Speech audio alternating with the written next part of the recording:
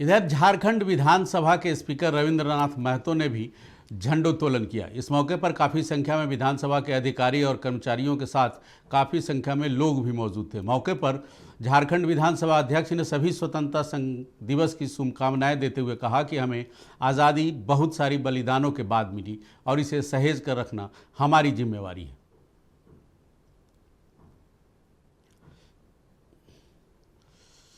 स्वतंत्रता दिवस है, स्वाधीनता दिवस है और इस स्वाधीनता दिवस को हम लोग बड़ी धूमधाम के साथ मनाते हैं।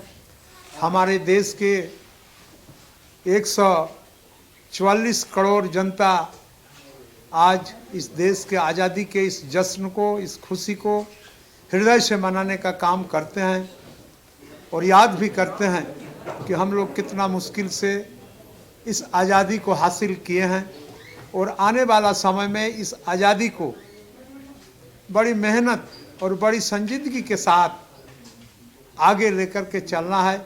इसका भी हम लोगों ने आज